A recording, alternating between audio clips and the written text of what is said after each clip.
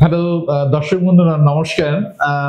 আমি doctor Krishnendu Dey, consultant physician and diabetologist, Siliguri থেকে আপনাদের বলছি। আজকে আপনাদের আমি চকলেট নিয়ে কিছু আলোচনা করব। আপনারা আমাকে বলতে পারেন যে ডাক্তারবাবু আপনার তো বয়স, চকলেট খাওয়ার বয়স চলে গেছে, তা আবার চকলেট নিয়ে আলোচনা কেন? না, আমি বলছি এই চকলেটটা আপনাদের জন্য, আমার জন্য নয়। তবে বেশিরভাগ বাচ্চাদেরই খুব প্রিয় জিনিস চকলেট। আমি সবসময় বড়দের জন্যই আলোচনা করি, বাচ্চাদের জন্য কিছুই আলোচনা করি না। এটা ওদের একটা অভিমান বা অভিযোগ থাকতেই পারে, তাই সেজন্য বলছি। কিন্তু এই চকলেটটা যেটা নিয়ে আমি আলোচনা করব সেটা কিন্তু ছোটরাও খাবেন এবং বড়দেরাও খাবেন। চকলেট মানে আমাদের জিভা লক লক করে ওঠে, সুন্দর মিষ্টি খেতে। আমি তো ছোটবেলায় চকলেট পেলেই কেমন ভেবাচাকা খেয়ে যেতাম। কিছু কিছু খাবার আছে যা আমি সামনে পড়লে আমি সত্যি ভেবাচাকা খেয়ে যাই। কিছু আমার করার থাকে না, হাত পা অবশ হয়ে ওঠে, মাথার বুদ্ধি বলে কিছু থাকে না, বাপা গদ খেয়ে। যাই হোক, সেটা হচ্ছে যে আপনারা সাধারণত বাজারে যেসব চকলেট গুলো খান তাতে প্রচুর পরিমাণে সুগার এবং এমন কিছু কেমিক্যালস যেগুলো থাকে যেগুলো স্বাস্থ্যপ্রদ নয়, বিশেষ করে সুগার পেশেন্টের জন্য।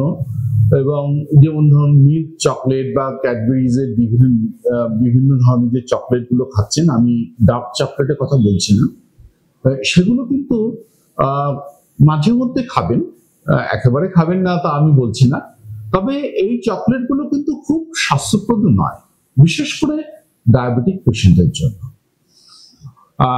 আমি আজকে যে চকলেটটা নিয়ে আপনাদের আলোচনা করব সেটা হচ্ছে ডার্ক চকলেট। ডার্ক চকলেটটা দেখতে হয় কি একটু কালচেপানা হয়, খেতে কিন্তু অতটা ভালো হয় না, একটু পিটপুটে কাড়া খেতে হয়, কিন্তু ভীষণ ভীষণ উপকারী।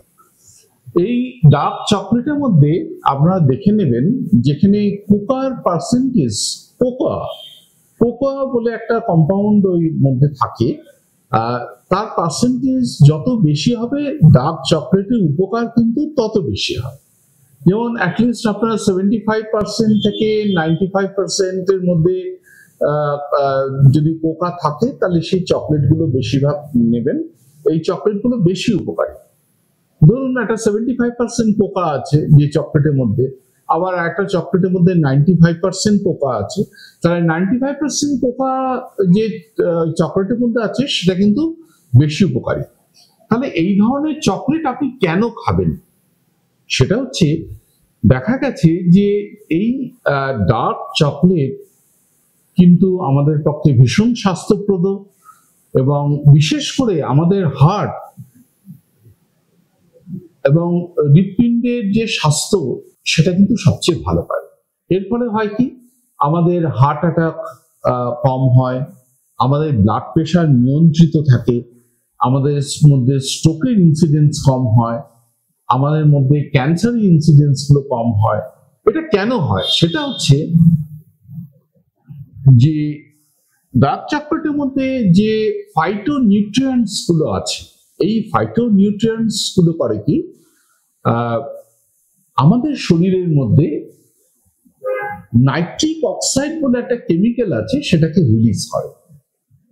এই নাইট্রিক অক্সাইডটা রিলিজ করলে হয় কি, আমাদের যে শরীরে যে শিরা আছে, যে রক্ত শিরা, সেই শিরাগুলো কি প্রসারিত হয়, ডাইলেট করে, এবং আমাদের যে শিরাগুলোর যে স্বাস্থ্য, সেই শিরাগুলো কিন্তু স্বাস্থ্য ভালো থাকে। আজকে আপনার শিরা যত সুন্দর থাকবে, যত ভালো থাকবে এবং যত ডাইলেটেড হবে অর্থাৎ প্রসারিত হবে, তত কিন্তু আপনার মধ্যে কিন্তু হার্ট অ্যাটাকের সম্ভাবনা কিন্তু তত কমবে এবং স্ট্রোকের ইনসিডেন্স কিন্তু তত কমবে।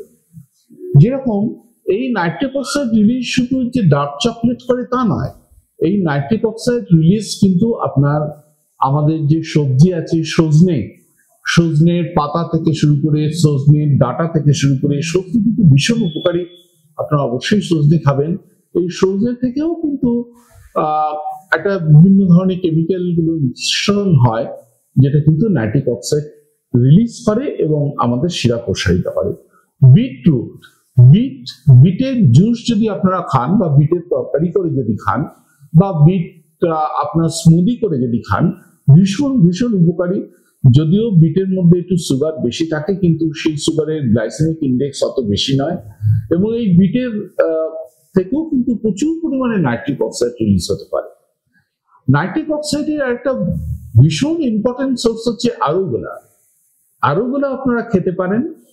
আরুগুলা সব জায়গায় আপনি বাজারে পাবেন না, এটা আপনি বিভিন্ন মলে বা অর্ডার করে আপনাকে আনতে হবে। আরুগুলাটা আমাদের দেশীয় সবজি নয়। আরুগুলার মধ্যে কিন্তু প্রচুর পরিমাণে নাইট্রিক অক্সাইড কিন্তু রিলিজ করে, নাইট্রিক অক্সাইড।